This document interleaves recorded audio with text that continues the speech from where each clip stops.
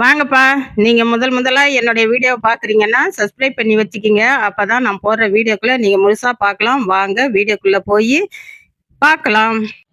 வாங்க, இப்ப நம்ம மல்லிகை செடிக்கு ஒரு உயிர் உரம் தயாரிச்சு குடுக்குறேன். அத அடியிலயும் ஊத்தி விடலாம், மேலேயும் ஸ்ப்ரே பண்ணி விடலாம். அத எப்படி தயாரிச்சு, எப்படி நான் ஸ்ப்ரே பண்றேன்னு பாருங்க. நீங்களும் உங்களுக்கு பிடிச்சிருந்தா உபயோகப்படுத்தி பாருங்க.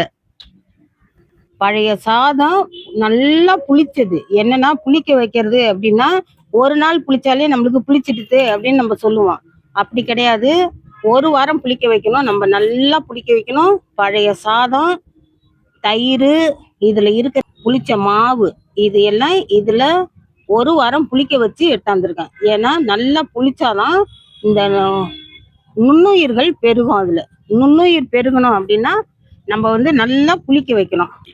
1 லிட்டர் அளவுக்கு நான் கலந்துருக்கேன். அதுல மீதி எல்லாமே தண்ணி.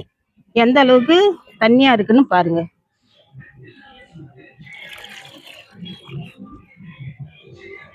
என்ன ஒரு விஷயம்னா, 1 வாரம் புளிக்க வச்சீங்கன்னா தான் நுண்ணுயிர் நிறைய அதுல பெருகும். அதுல ஸ்ப்ரே பண்றதுக்கு வடிகட்டிக்கலாம்.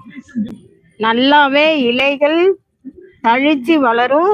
இலைகள் பெரிய பெரிய இலைகளா இருக்கும். பூக்கிற பூக்கள் பெருசா இருக்கும். மொட்டுக்கள் பெருசா இருக்கும். செழிப்பா வளரும் செடி.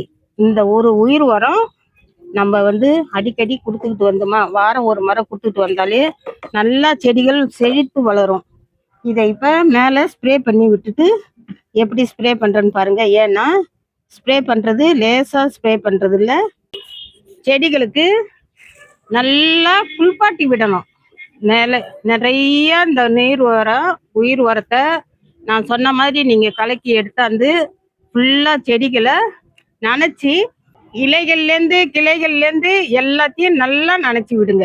அப்பதான் இலைகளும் தளிர்களும் மொட்டுக்களும் நல்லா பெருசு பெருசாகவும் இருக்கும். தளிர்களும் நல்லா கட் பண்ண இடத்துல நல்லா தளிர்கள் நிறைய வரும். கண்டிப்பா உங்களுக்கு பிடிச்சிருந்தா மல்லிகை செடி நல்லா செழிப்பா வளர்க்கணும்னு ஆசையா இருந்ததுன்னா நான் சொன்ன மாதிரி செய்து பாருங்க. இது ஆர்கானிக் உயிர் உரம். அடியிலையும் ஊத்தி விடலாம், செடியை ஃபுல்லா குளிப்பாட்டியும் விடலாம். குச்சிகள் ஃபுல்லா நான் எப்படி அடிக்கிறேன்னா அதே மாதிரி பண்ணி விடுங்க. உங்க செடிகளும் செழிப்பா வரும். தளன்னு நிறைய செடிகளை உருவாக்க முடியும் உங்களால. என்ன அப்படின்னா, வெயில் காலத்துல இலைகள்ல புள்ளி வராம, மஞ்சள் இலைகள்லாம் மஞ்சள் ஆகுதுல, அதெல்லாம் இல்லாம நல்லா செழிப்பா இருக்கணும் அப்படின்னா கண்டிப்பா ஒரு முறை இதை நீங்க பயன்படுத்தி பாருங்க. உங்க செடிகளும் செழிப்பா இருக்கும். பிடிச்சிருந்தா லைக் பண்ணுங்க. கண்டிப்பா உங்களுக்கு உபயோகமா இருக்கு அப்படின்னா உபயோகப்படுத்தி பாருங்க. ஏன்னா நான் உபயோகப்படுத்தி அதனுடைய ரிசல்ட்டை தான் உங்களுக்கு எப்பயுமே நான் சொல்லுவேன். முதல் முறை நான் செய்வேன், அது நல்லா இருந்ததுன்னா 2வது முறை செய்யும்போது தான் உங்கள்கிட்ட அதை காமிப்பேன். ஏன்னா நீங்களும் செய்து நல்ல முறையில செடிகளை வளர்க்கணும் அப்படின்னு தான். பிடிச்சிருந்தா லைக் பண்ணுங்க, ஃப்ரெண்ட்ஸுங்களுக்கு ஷேர் பண்ணுங்க.